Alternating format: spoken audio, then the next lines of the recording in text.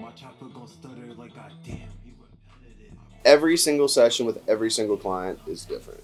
A lot of artists will come in and they'll have, the melody of how they want to lay those down, but that's it. They only come in with the lead, just the layer, the top layer. So it's at that point, it's up to me to kind of, hey, try this out, do this, all that's given to me, and I get to create this project from that's like a puzzle.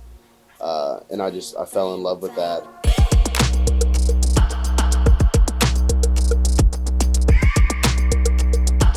In high school, I got Christmas, I got an iPad mini for my parents' sophomore year. And I used to make little beats on that on some $20 app.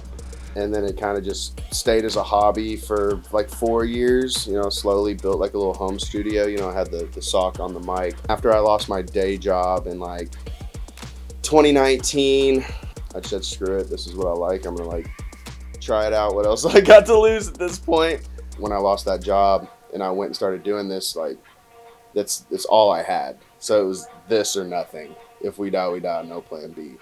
And I really resonated with that. So that's what we based the brand on. Originally, I opened up in Newport. I got a 3-bedroom house. Me and my roommate lived in the attic small rooms, and I used the primary bedroom for the studio room.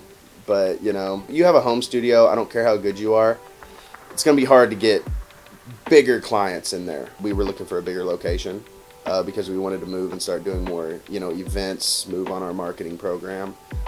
So we found this location. When I was working at the studio, I knew it was important to build a team for artists to develop and really build a brand. We had some artists, videographers, managers that we were all just kind of friends and doing our own thing, but we had specific jobs that we did. So we kind of all collectively came together and started working. And I think the reason why we even became friends and connected so well in the first place is even because before we had the name If We Die, We Die, that mentality was already inside of us. We hadn't put a name to it yet, but each of us individually felt that, where it was this is what I want to do, this is what I want to chase. I'm not gonna stick to the conventional path just because it's the safe way to play it. I'm gonna just go all in on this. I think it does separate us from other studios just because it really is all or nothing for us.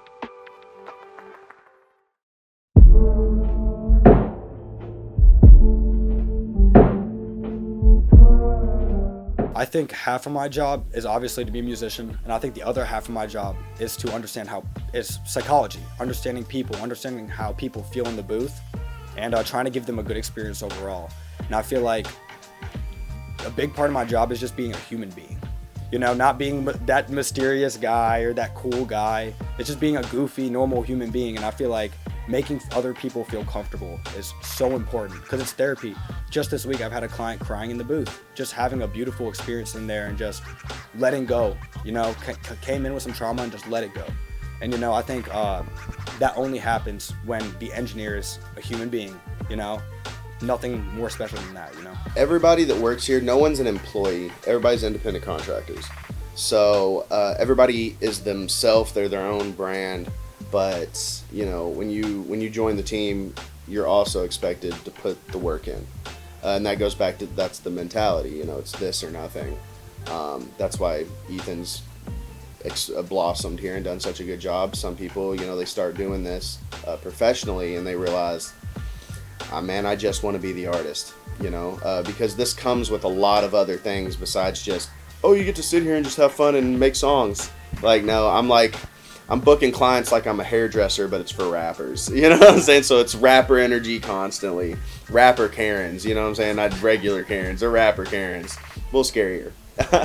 But it can be stressful, and if you can't handle the heat, get out of the kitchen. We all love all music, but we all have preferences, and it's really helpful that we don't engineer the exact same because we learn a ton from each other. Just sitting on each other's sessions, making music together, we tried to do that, have lock-ins, and learn from each other, and that's helped a lot. We've talked about the quitting, we've talked about oh, is this even worth it?